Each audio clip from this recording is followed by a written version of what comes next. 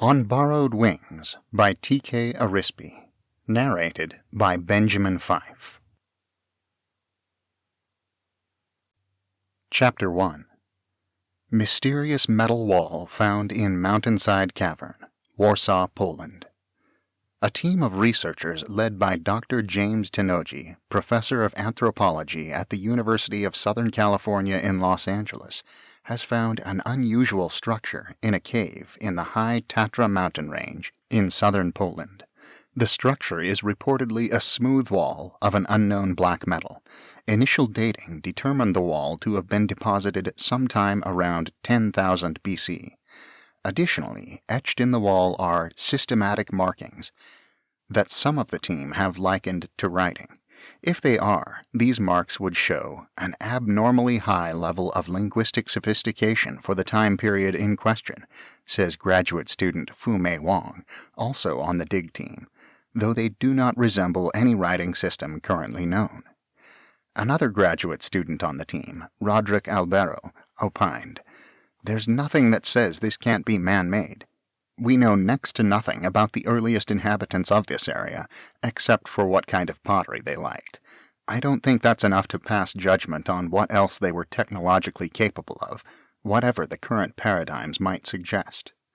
To inquiries about the metal's possible artificial nature, Tenoji responded, "I'm not ready to make that kind of conclusion. I'm not out to turn history on its head. I firmly believe what we have found is a natural phenomenon. Don't get too excited. We'll be handing this one over to the geologists soon." "Hey, Dad, you're in the news," Nimbus said. She sat at the breakfast table of an old hotel room in downtown Krakow, sipping chocolate milk and reading the London Times. Professor Tenoji was in the bathroom shaving. "I knew agreeing to that interview was a bad idea," he said. His daughter grinned and inspected her father's face, scowling out at her from under the front-page headline. He looked frumpish as usual, with his heavy-set frame, dark eyes, and disheveled salt-and-pepper hair. Photographed standing defiantly in front of a cave mouth, he wore his trademark weathered leather jacket. Nimbus looked nothing like him. She took after her mother. At least that was what her dad told her, and what she surmised from the photographs of the woman. They were both slim, blue-eyed blondes, and the feathery-haired girl had inherited her mother's goofy grin. But her mother had died, giving birth to her, so her family's memories and photos were all Nimbus had to go on.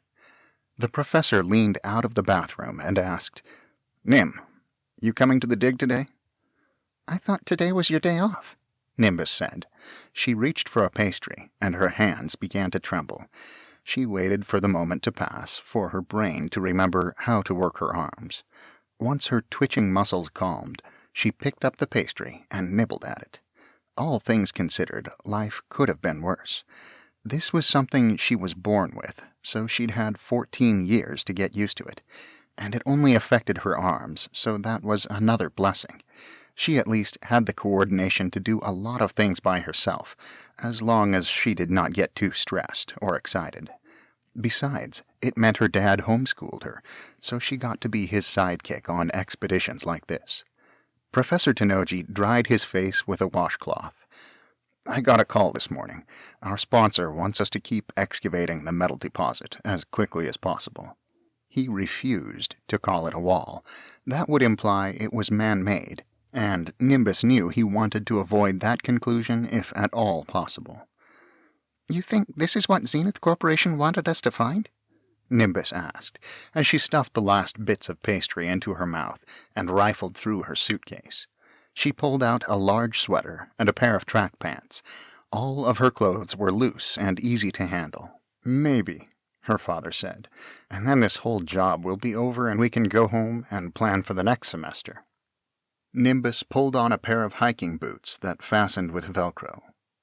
While she was petite enough that the largest children's shoes still fit her, her father had informed her that light-up sneakers with superheroes on the sides were not appropriate for professional operations. There was a certain decorum he liked to uphold. He was notorious at the university for running a tight ship, and his students either admired it or complained about it. Nimbus figured he knew what he was doing, even if it did frustrate her sometimes. She didn't want to upset him by trying to swim against the current. 2 hours later, Nimbus sat in a jeep that her father maneuvered down a rough woodland path.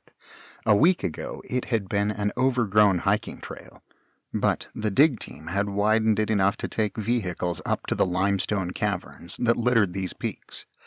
The mountains weren't particularly far from Krakow, but the going was slow because the further from civilization they drove, the twistier and bumpier the roads became.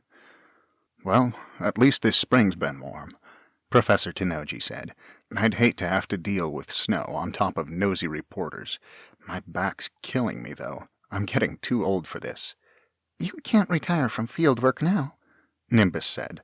"Who's going to take me on adventures?" "That's what books are for," her father said. "But that's not the same," Nimbus said.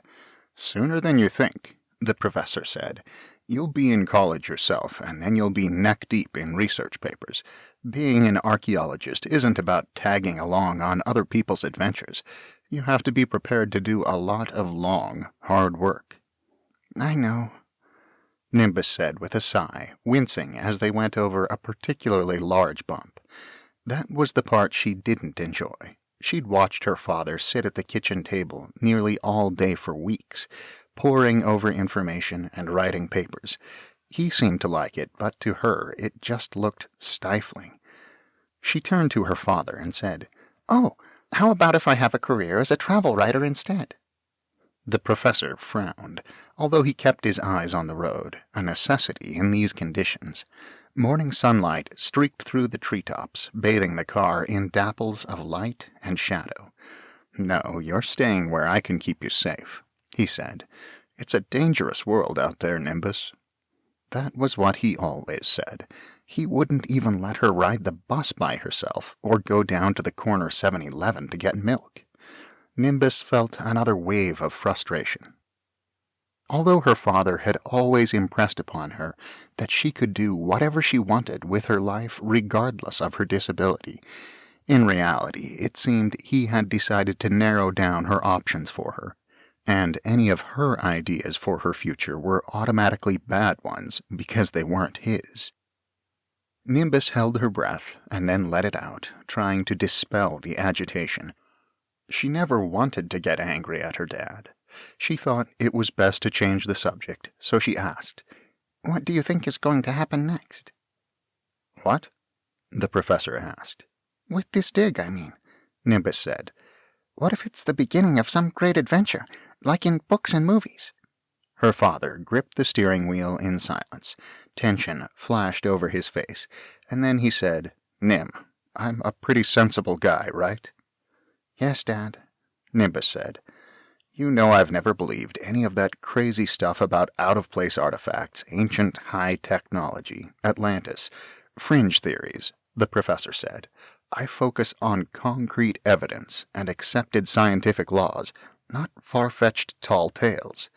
Not like those idiotic shows Rod watches about alien monuments on Mars." "I know, Dad," Nimbus said. She started to wish she had picked another subject. While her father was very smart, he really lacked imagination. Nimbus must have gotten that particular trait from her mother. "But it's another thing," the professor said. "When a mysterious corporation contacts you with information about a supposed out-of-place artifact and provides you with the funding to locate and excavate it, and they turn out to be right." He seemed to be telling this to himself more than to her, like he was trying to talk himself down from exasperation.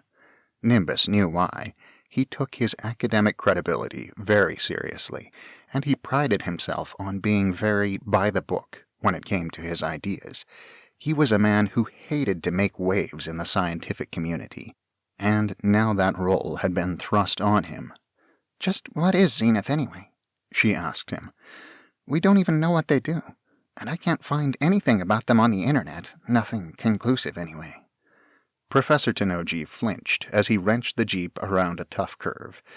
"They wouldn't tell me much when I asked. Something about doing a lot of work for the Russian government, which has some strict information policies. So that would explain your research coming up empty, but they seem to have something to do with mechanical engineering. Why would engineers need an archaeological site excavated? Nimbus asked. Beats me, the professor said, but none of their checks have bounced yet. Anyway, this offer's just too good to pass up.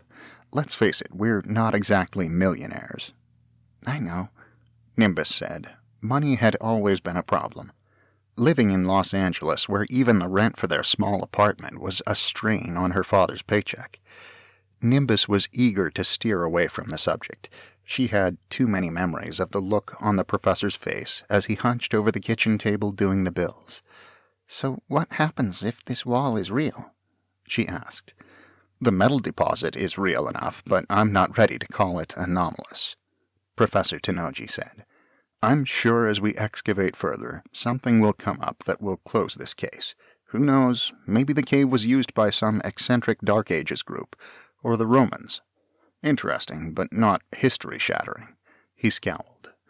There had better not be any more reporters here today. Nimbus decided to try distracting him, because once he got on a grumpy rant, it was hard to stop him. I had a weird dream last night, she said. Her father did not respond. I was in Manhattan. They'd been to New York City once, a few years ago in the fall. Nimbus had been astounded by the blazing reds and golden yellows of the trees, so much more profoundly autumnal than Los Angeles's perennial palms. Her home city's leaves usually just shriveled brown and drifted from branches half-heartedly all the way through February. And, oh, the museums! Her father had to practically drag her out at closing time. There was a boy my age, Nimbus said. I remember him really well. He had messy brown hair and hazel eyes, and his arms were glowing. And then I woke up. Nimbus was disappointed. He seemed like a character from an intriguing story, and she wanted to learn more about him. Huh, the professor said, seeming like he was only half paying attention. You sure have some crazy dreams sometimes, don't you? Yeah, Nimbus said with a laugh. Maybe I read too much. Just read more nonfiction, her father said. It's way more interesting than those inane fantasy stories. More useful, too. Oh, there's the dig site. It wasn't anything extravagant, just a clearing in front of an overgrown hillside where a small cave mouth yawned. A group of archaeologists mulled about, while a portable generator burred noisily as it fed energy to thick orange cables leading into the cavern, powering lights strung up inside. "Hey, what took you so long?" said a young Latino man with a thick accent and a broad smile as he ran up to the Jeep and slapped the hood. His untamed curly black hair sprouted from underneath his hard hat. "And you brought Nimbus. Good. Things were getting too boring here." He gave a wink to the girl as he opened the door for her with a flourish, like he was her chauffeur. "Thanks, Rod," Nimbus said as she hopped out. "Nice to know I'm welcome here," her father said, letting himself out of the car and pulling his backpack over his shoulders. "I should just make Nimbus the head of this dig, if she's going to get all the attention." "Well, maybe you'd get more attention if you weren't a grumpy old man," Roderick said. "Right, Nimbus?" She laughed. Roderick was from Colombia, and he had all sorts of fascinating stories about his culture back home. He was like a big brother to her, which was nice because all of her relatives lived in Northern California and Oregon, and she did not get to see them often. Thankfully, there were plenty of students in her father's classes whom she could befriend, and sometimes they even stayed at USC for their doctorates, like Roderick. "We went ahead and did some excavating this morning," Rod said. "You know how the north wall looked like it had been filled in?" "That's what Fume concluded, at any rate," the professor said. "Well, we cleared it away, and you should probably see for yourself," Roderick said. "Come on." Nimbus and her father picked up hard hats and followed Roderick out of the sun, into the cool dampness of the cave. As much as the professor wanted to believe otherwise, Nimbus felt like all was not as it seemed in this place, especially because 50 feet in, the cave ended in a wall, smooth and black, sitting in a frame of limestone formations. A young Chinese woman crouched by the wall, away from the other workers who made measurements and took samples. Her silky black hair was tucked into a messy updo, and at her side sat a bag bulging with samples and equipment. Fumei Wong was the polar opposite of Roderick Albaro in many ways. She was as serious as he was silly, and Nimbus had never seen a harder worker or a bigger overachiever. She and Nimbus had taken a shine to each other since Fumei's first class at USC, and they had been like sisters ever since. As the three approached, Fumei looked over her shoulder and stood up to greet them. "Professor," she said, holding up a clump of dirt. Although her demeanor was stern, she flashed Nimbus a warm smile before nudging the dirt toward the professor. "I've been doing some analysis of the geological composition of this cave and the surrounding area. You may not want to hear this, but—" Roderick laughed and said, "It's not like the professor can dock you a grade for telling him something he doesn't want to hear." Fumei gave him an exasperated glance. He returned the look with a "what did I do?" shrug, and Nimbus chuckled. They had been like this since their first class together. "Try me," Professor Tenoji said. "It doesn't match any natural formational structures," Fumei said. "In fact, these deposits don't look natural at all, and they don't match up with the rock and soil types surveyed in this area." She paused, although she obviously wanted to say more. "Go on," the professor said. "I have reason to believe," Fumei said, "that this entire mountain was artificially constructed." For a moment, no one said anything. The corners of Nimbus's mouth twitched along with her arms as she tried to keep from grinning. She knew something about this place was special. "You're right, that is hard to swallow," her father finally said, putting his hands in his pockets. "How sure of this are you?" Fumei reached into her bag and pulled out a clipboard holding a stack of papers. "Pretty sure. And I don't take these things lightly, but there's too much evidence stacked toward it." "I trust her," Roderick said. "She does know her geology better than us." "But there's still a chance I could be wrong," Fumei added quickly. "Don't tell anyone else I said this," the professor said, "but I think we've been caught in the middle of either a career-destroying hoax or the find of the century," Roderick said. "If that's what you want to call it," Professor Tenoji said. In the awkward silence that followed, Nimbus nudged the cave floor with the toe of her boot. She hoped this wasn't a hoax. It was way too cool to be fake. But her dad might have been right, as usual. He always had a way of bringing people back down to earth, after all. Roderick cleared his throat and said, "Anyway, I think we should show them the north end." Fumei put her papers and samples in her bag. "I suppose so. Follow me." They moved in and out of the islands of light created by the strings of lanterns on the ceiling. The cave had originally been a simple tunnel, the width of the entrance, but now a small area to the north had been dug into a narrow hollow, revealing an extra portion of the wall. Nimbus kept her fingers on the metal, tracing its tiny markings. It was difficult to tell if they had been created by natural processes or worked by intelligent hands. Nimbus had to concede that it could really go either way. Maybe this really was all just a weird natural formation. But that wouldn't explain the anomaly of the mountain itself. "Get a load of this," Roderick said. He took a flashlight from his backpack, as no lights had been strung into the hollow, and flicked it on. The wall's black metal reflected the light poorly, strange for such a smooth material. The flashlight's beam seemed to simply sink into the wall's dark mass. There were no seams or signs of corrosion. Roderick tilted his flashlight, and it illuminated something unusual. A starburst symbol carved into the wall. "Natural processes, huh?" The professor squeezed his eyes shut. "What's the point of this thing being here?" he muttered under his breath. "Why did Zenith send us of all people?" Nimbus's heart pounded. There was no way this could have been anything but artificial. What had they found? What spectacular adventure had they fallen into? She reached out and touched the starburst, eager to unlock its secrets. Arcs of blue energy sparked across her body like she had grabbed a power line, and a buzz of energy flowed through her. Her eyes widened, and she called out, "Dad?" A look of horror crossed her father's face as he shouted, "Nim, get away from there!" He grabbed her shoulders and yanked her away, and the glow died. "Nimbus." He turned her around and looked her up and down. "Are you okay?" The look of distress on the others' faces scared Nimbus more than what had happened to her. She swallowed hard. I'm fine. Did you see that?" The professor moved between her and the wall. "Are you hurt at all?" he asked. "No, I'm okay," Nimbus said. "What happened?" Fume asked. Nimbus reached around her father and said, "I just touched the wall." He snatched her hand and said, "Oh, no, you don't. This thing might be booby-trapped. And, Rod, before you say anything about Indiana Jones, stow it. All of you stand back."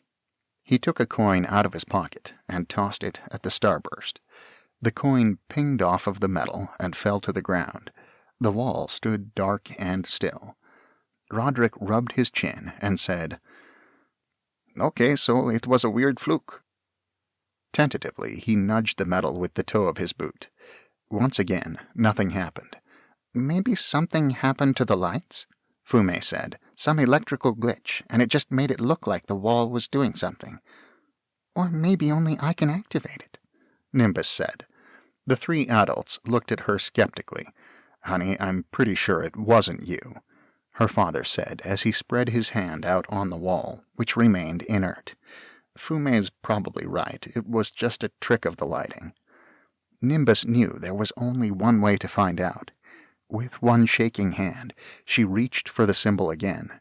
Fume moved to stop her, but Nimbus's twitching fingers touched the starburst. Once again, her body filled with power. It wasn't painful like an electric shock, but invigorating, like a new energy surged through her veins, enlivening her. Light spread from the mark, expanding along the minuscule grooves in the wall and forming a rectangular spiderweb of illumination. The entire lit section disappeared into thin air. Caught off balance, Professor Tenoji fell through the wall. "Dad!" Nimbus said. She rushed to his side and found herself standing on a metal grating that was level with the cave floor. "Are you okay?" she asked, arms still jerking. He slowly sat up, rubbing one arm. "I'm fine. I told you not to touch the wall, though." As he got to his feet, Nimbus looked around. Beyond them lay complete darkness. Although their voices echoed, the only thing she could see past the wall was the small patch of grating she and her father stood on. Roderick stepped in after them and felt the thick sides of the wall, 2 feet of solid metal, with sides as sheer as if a laser had sliced through them. "It's a door," he said. "A door that only I could open," Nimbus said. Fume pulled out her own flashlight and waved it around the area. The beam merely faded into blackness. "It just doesn't make any sense, on multiple levels." Roderick moved his flashlight's beam to the interior wall beside them. "Take a look at this." The metal was covered in thin lines and patterns that produced angular shapes, like the markings on the other side. "I know it sounds crazy, but what if those weird guys on the UFO shows were right?" The professor gave him a dour look and said, "I'm running a scientific operation, not a tabloid. Whatever's going on here has to have a reasonable explanation." Nimbus only vaguely registered his grousing, because on the wall she saw another starlight symbol. Unable to help herself, she pushed her hand to it. Light raced through the lines in the wall, spreading like cracks in glass. It reached the grating and continued to descend. Nimbus craned her neck as the walls cast a pale blue light on their surroundings. "Good heavens!" Fume said. The wall was really an enormous egg-shaped enclosure with a diameter so wide that the small portion visible from the cave had appeared to be nearly flat. Nimbus and the archaeologists stood halfway between the top and the bottom, on a platform that ran along the inner face of the wall and extended toward the massive figure taking up the bulk of the silo. Nimbus gasped. It's an angel.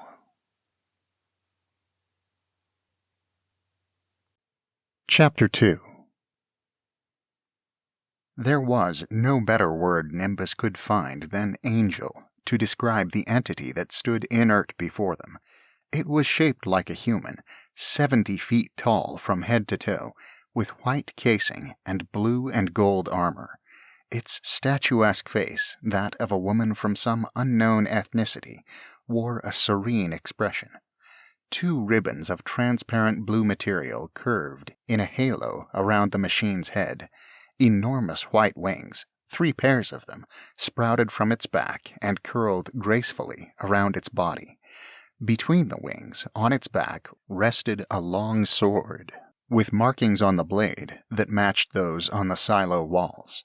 Nimbus had always been intrigued by scientific tall tales, but her father told her repeatedly that they were just fairy tales of the modern age, good fodder for novels, but not research papers.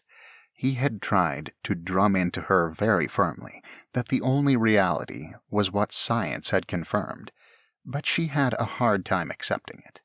That made this discovery all the more exciting. "This can't be happening," her father muttered, stumbling backwards and catching himself on the wall. "We've been hoaxed."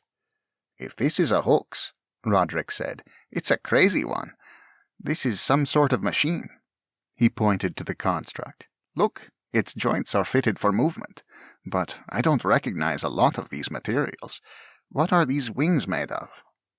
He walked around the wall, mumbling things about power sources and structural loads. Meanwhile, Fume ventured down the catwalk that extended toward the machine's torso. "Look at this," she said, pointing to a hatch beneath the figure's sternum, large enough for an adult to enter standing. "It looks as though this thing might have been piloted from the inside." "Whoa, no way," Nimbus said as she scrambled toward the machine. "Do you think we could get in?" Her father pulled them away. "No," he barked. "We don't know how this thing works. It could be rigged," he added, eyeing the sword. "Don't touch anything. The same goes for you, Rod," he called to the younger man, who slunk back to the doorway. "We should just forget we saw this," Professor Tenoji said, as they returned to the entrance. "Don't tell anyone else." Nimbus's heart sank. "But why?" "I don't want to get caught up in something like this," her father said. "We're going to just turn this thing over to Zenith and go on with our lives." "But, Dad, this really is the discovery of the century," Nimbus said, but her father did not respond as he herded them out into the cave. He inspected the metal for a moment. "Stupid thing, how does it close?" "Like this," Nimbus said. She reached out and brushed her hand against the starburst again. Instantly, the door reformulated and sealed, and the wall looked as though there had never been an opening at all, confirming her suspicions. She'd read enough fantasy stories to know how these sorts of things worked. Her father scowled and said, "Nobody mention what we saw to anyone. Got it?" "Come on, Professor. Where's your sense of adventure?" Roderick asked. "Where's your sense of self-preservation?" the professor said. "We were paid to find this thing, not figure out what it is. End of story." As they rounded the curve of the wall, one of the other team members noticed them and said, "Hey, Jim, find anything interesting?" "Let's pack up and go home," the professor replied hoarsely. "We're done here." He marched out of the cave, his motions stilted and tense. Fume frowned. When Professor Tonoji was out of earshot, she turned to Nimbus and said, "I'm curious, too, but we should do as your father says. I think we've gotten in over our heads on this one." "I don't think the robot's dangerous," Nimbus said. "She seems more like a protector than a destroyer, like a guardian angel. What do you think, Rod?" "I think we've just found the coolest thing ever," Roderick said. "Better than Tutankhamun's tomb?" Nimbus asked. "Oh, Toot didn't have glowing walls and a giant robot," Roderick said. He paused. "But he did have a curse." "Which was the product of hysteria and unfortunate coincidences," Fume said. Roderick winked at Nimbus and said, Or so they say. Fume elbowed his arm. It was already lunchtime, and the team crowded around their vehicles as they ate. The professor leaned against his jeep, taking slow and ponderous bites from his sandwich, and staring at his colleagues, deep in thought. Beside him, Nimbus eased her backpack from her shoulders. Inside was a lunch sack, water, and her trusty e-reader. Physical books with their floppy paper pages gave her fingers much more trouble than swiping on a screen. Her e-reader even had a thick foam casing to protect it from the times when her trembling hands dropped the device. Nimbus opened up the long fantasy novel she had started reading on the flight to Poland. She would have finished the book by now if her days hadn't been so busy, but considering what had just happened, she did not think she could concentrate on anything made up at the moment. She dug into her lunch bag and produced an apple, which she chewed while staring out at the deep forest. It looked like a place where trolls would lurk, or maybe houses on chicken feet. Her brief glimpse of the silo and its occupant had not been enough, but she knew her father would not want her back in there. She didn't think it was the machine's potential to be dangerous that really alarmed him, but the fact that it existed in the first place. He was being stubborn again, and now he would let Zenith take this wonderful thing away from him without even trying to learn about it. Wasn't science supposed to be about being open-minded? It didn't take long for Nimbus to come to a decision. She glanced up at her father, who stared at his phone with egg salad on his chin, then walked over to Fume, who was chatting with her colleagues. "Fume, can I talk to you for a sec?" the girl asked. Fume turned away from the other archaeologists and said, "Of course. What is it?" Nimbus motioned for her to follow her closer to the cave, and when they were out of earshot of her father, Nimbus said, "Let's go back in there." "No way," Fume said. "We're not going to cross your father like that." "But he's going to let this opportunity slip away from us," Nimbus said. "We just discovered something amazing, and now he wants to pretend like it doesn't exist. It doesn't make any sense." "It doesn't matter," Fume said. "He's in charge." "Then I'll just go myself," Nimbus said. She ran for the cave. If everyone else was going to be difficult, then she would just have to forge a path on her own. "Wait, Nimbus!" Fume called out from behind her. Inside the cave, Nimbus flicked on her flashlight and made her way to the door in the wall. She squelched her guilt with a healthy dose of curiosity. She was the intrepid explorer, bent on finding the truth when others refused to let go of old traditions. That was how all the great breakthroughs in history happened. If that meant defying her father for the first time in her life, so be it. By the time Nimbus reached the starburst symbol, her hands shook so badly that she dropped the flashlight, and it shut off with a clatter. Letting out a hiss of frustration, she pressed her hands to random parts of the wall, hoping to hit the door switch. From behind her, another flashlight clicked on and shone on the wall. Nimbus froze and spun around. It was Fume. "Fine, I'll come with you," the woman sighed. "Do you need help?" Nimbus looked at her twitching hands. "Yes, please." Fume took the girl's hand and pressed it to the starburst. The door lit up and disappeared again. "I still don't understand how it does that," Fume said, feeling the sides of the door.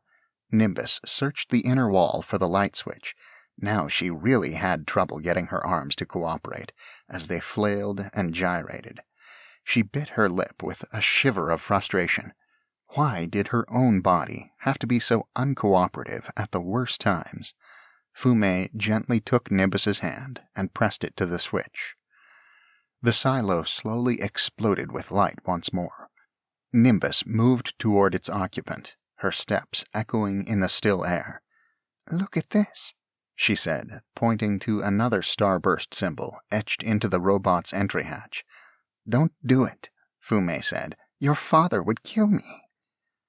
Nimbus looked over her shoulder and said, "I thought you wanted to explore some more." Fume paused. "What if you get hurt, Nimbus? Nothing is worth putting you in danger." Nimbus frowned. "I don't think I'm in danger. and I'm not going to go my whole life regretting that I never figured this out." Before Fume could stop her, Nimbus shot out her hand and flopped it onto the symbol, which lit up. Fume yanked her away. They heard a sharp snap, like a bolt being unlocked. The two stepped back as, with a mechanical hum, the hatch swung open. Inside was darkness. "I'm going in," Nimbus said. Fume's grip on the girl's shoulder tightened, and the woman said, "You have no idea what this thing could do. So let's find out," Nimbus said. She tore away from Fume and scrambled into the hatch. It shut behind her, leaving her in darkness. "Nimbus!" Fume yelled, pounding on the outside. "Are you all right?" Her voice sounded faint and far away. "I'm fine," Nimbus called back. At first the interior had appeared pitch black, but as her eyes grew used to the darkness, she noticed a faint blue glow coming from above. Over her head, a large, luminous orb spun slowly. It cast its pale light on Nimbus's surroundings, a small space with round walls covered in a network of lines. Galash Ugerim out. A voice seemed to come from somewhere within the robot, and expanded to fill Nimbus's mind. It was female, deep and sonorous. "What?" Nimbus asked. "I didn't say anything," Fume said. "Hold on, I'll get your father." "No, not yet," Nimbus said. She looked up at the orb, determined to get some answers. "Who are you?" Fala Murd us. "Can you understand me?" Nimbus asked. Nimbus. Nimbus's arms fell limp and twitched at her sides. Do you know me?" she asked. The orb pulsed and whirred, lighting the cockpit further as the voice chanted its strange language. It paused. Nimbus Jennifer Tenoji, 14 years old, daughter of James Kentaru Tenoji and Ashley Sorrel Franklin Tenoji. You like unicorns and baseball. Its voice was feminine and deep, calm like a mother's, and unnervingly human. Nimbus swallowed hard and nodded. "Who are you?" I am Armament Eloreth. "It's nice to meet you," Nimbus said. Fume hadn't said anything in a while, and Nimbus suspected the woman had gone to find the professor. Oh well. "What are you doing here?" Nimbus asked the robot. I was placed here by my creators to serve future generations in their time of need. 1,000 questions raced through Nimbus's mind. Who had built Eloreth? Why had their technology disappeared? The one question she finally asked was, "How do you know who I am?" You unsealed my chamber and stepped into my cockpit. That allowed me to register you and begin gathering information about you from your brainwaves. "I have to introduce you to my dad," Nimbus said. "He's been acting weird all day, and he doesn't want to do any more excavating, but talking to you will have to change his mind." She moved to the hatch and pushed at it, but it didn't budge. Could you please let me out?" Certainly. The hatch swung open, flooding the cockpit floor with light. "I'll be right back," Nimbus said as she climbed out. Fume was gone. I will be waiting, Nimbus. As she approached the door, Nimbus realized that Eloreth's voice was still clear. The girl looked over her shoulder and asked, "Are you telepathic?" We can speak freely in thought. "Neat," Nimbus said. "Be back in a sec." She slipped out the door and ran to the cave mouth. Outside, she was met by her father and Fume. "Nimbus!" her father shouted, running towards his daughter. "What were you doing in there?" "Dad, you're not going to believe this," Nimbus said, bouncing on her toes. "The robot." Her father held out a hand, his expression severe. "Stop. Just stop.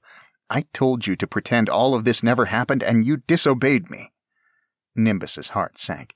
"But it—" Fume told me you shut yourself inside of it, the professor said.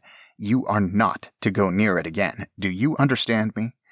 What if you'd been trapped in there? Nimbus, you need to think about what you're doing. You're only 14. You don't know everything. I think bringing you here was a mistake. Nimbus's cheeks burned. Just listen to me for once, she found herself saying, feeling all of the frustration burble up from years of him making all the decisions for her.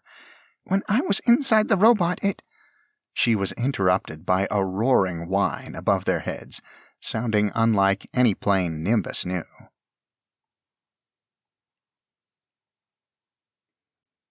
Chapter 3. Nimbus and her father covered their ears and looked up. A sleek black craft, the size of a personal jet, descended toward the dig site. Rotary blades set into its broad wings whirred as the machine lowered itself like a helicopter. Emblazoned on the side of the craft was a blue, stylized letter Z. Workers raced to clear a landing area for it, and Nimbus pressed closer to her father.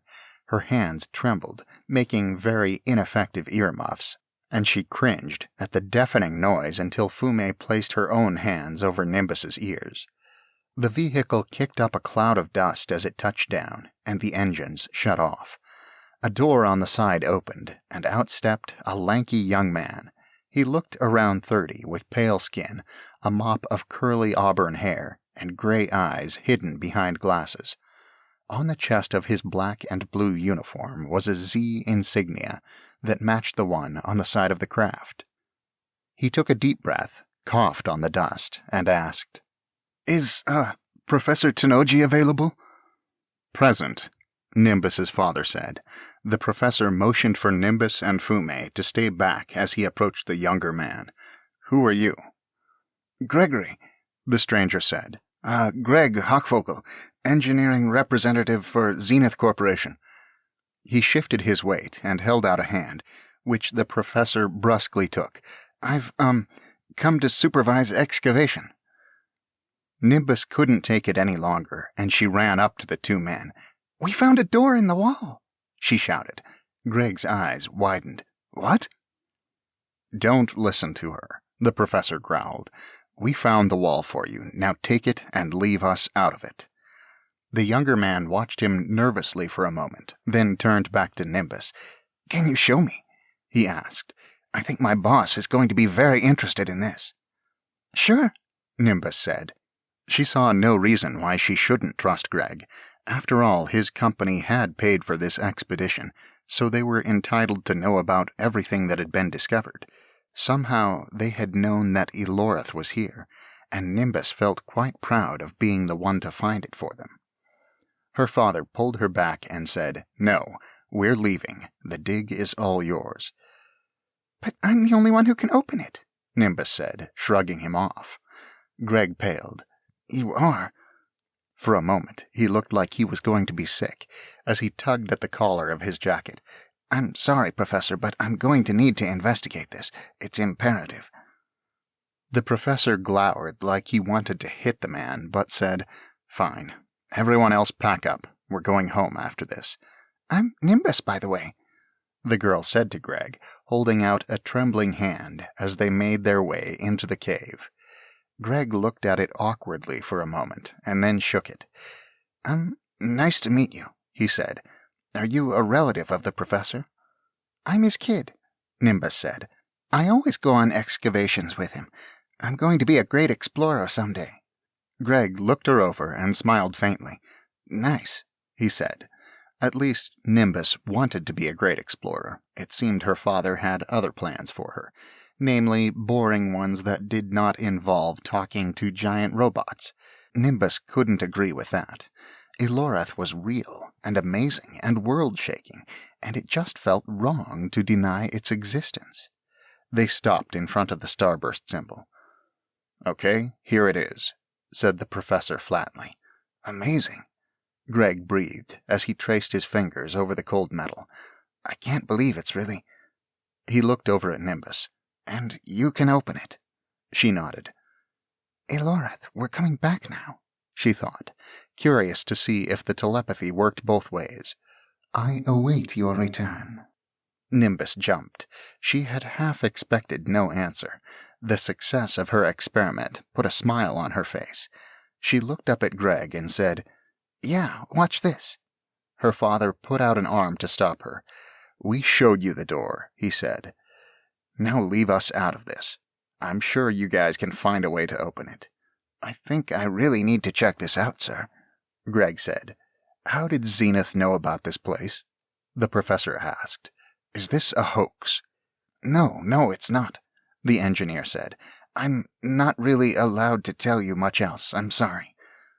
Professor Tenoji narrowed his eyes and said, "Then we won't open this door for you." He shot a stern glare at Nimbus, who frowned. Greg took off his glasses and rubbed at his eyes. "Professor, Zenith is paying you for this project. If you won't cooperate, we can't pay you what we agreed to." "You know what?" the professor snarled. "I don't care about the money anymore. This whole thing is bogus." He grabbed Nimbus's shoulder and turned to leave. "Please don't," Greg said. "My boss doesn't take kindly to people backing out of projects." His sudden look of desperation created a knot in Nimbus's stomach. "Please, it's in your best interest." The professor pulled Nimbus closer to him and said, "What do you mean?" Each word dripped with venom. The engineer cringed. "I promise you won't have to do much more. I just need to get in that door, and then you can go home and forget all about this." For a long moment, Nimbus's father was silent. His grip on her shoulder tightened and then relaxed. "Fine," he said, "but I'm holding you to that promise. Don't bother us again after this." Nimbus rubbed her shoulder as she approached the wall. She still didn't understand why her dad was making such a big fuss about this. She thought it was incredible and saw no reason why they shouldn't share it with Greg. "Okay, check this out," she said. She pushed her hand to the starburst symbol, and the door faded. Greg's eyes widened, and he said, "Whoa, how did—" "And now we turn the lights on," Nimbus said.